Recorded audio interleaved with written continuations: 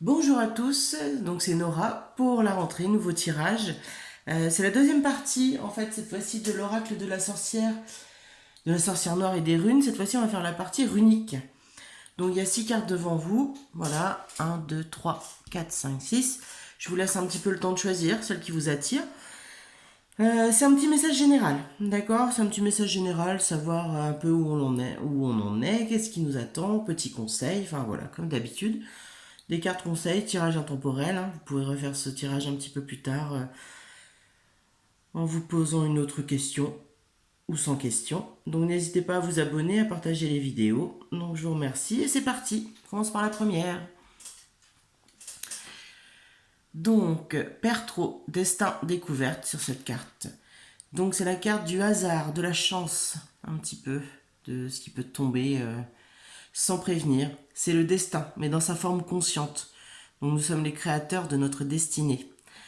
Elle indique aussi la loi de cause à effet. Donc voilà, chaque chose a ses conséquences. On n'oublie pas ça. Elle représente la divination. Donc pour les personnes qui ont été attirées par cette carte, il y a peut-être une intuition, des rêves, des flashs, peu importe. Enfin voilà, on peut travailler la divination, on peut aller sur ce chemin-là. Elle nous suggère aussi de trouver les réponses en nous-mêmes. Elle indique aussi que s'il y a un secret, les choses vont remonter, les secrets vont être dévoilés. Voilà pour la première. La seconde, Tourisaz, combativité, endurance. C'est l'anéantissement des obstacles. Donc elle désigne notre capacité à combattre, à vaincre les obstacles. Elle signifie l'épine, celle qu'on a dans le pied, celle qu'on enlève pour renaître, pour avancer. Donc c'est la carte du renouveau, de l'introspection, du questionnement. C'est aussi la rune de la raison, des apprentissages. Donc n'hésitez pas à suivre une formation ou à vous intéresser à un autre sujet. Et pareil, elle vous demande de prendre conseil, discuter, ouvrir la discussion. Si vous avez un problème, si vous rencontrez une difficulté, voilà.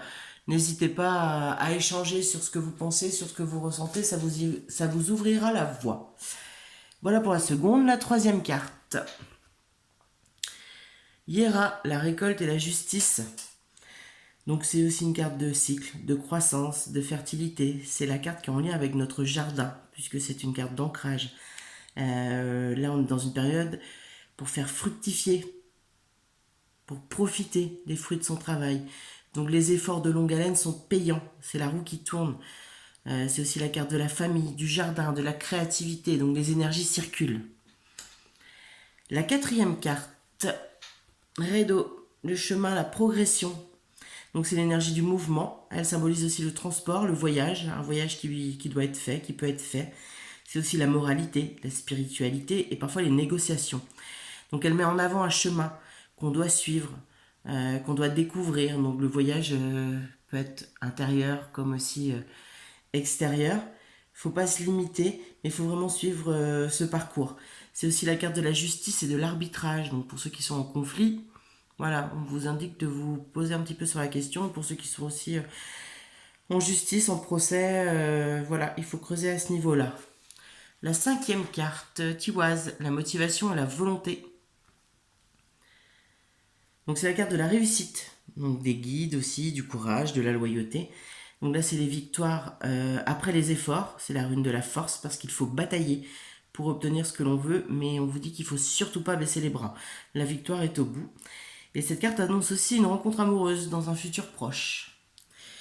La dernière carte, Otalaz ou Otila, donc bien matériel, héritage, c'est la carte de la richesse, de la valeur et de la famille. La transmission du patrimoine, qui peut être aussi bien matériel bien sûr que spirituel ou émotionnel. C'est le chemin initiatique des ancêtres.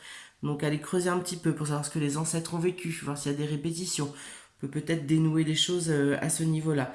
Donc c'est la carte aussi du vécu, donc de l'expérience. Elle nous plonge dans nos racines familiales, dans l'héritage.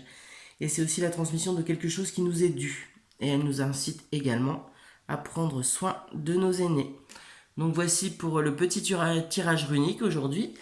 Je vous souhaite une belle journée, une belle rentrée, puisque là c'est exceptionnellement c'est le tirage de la rentrée. Et n'hésitez pas à partager. À bientôt!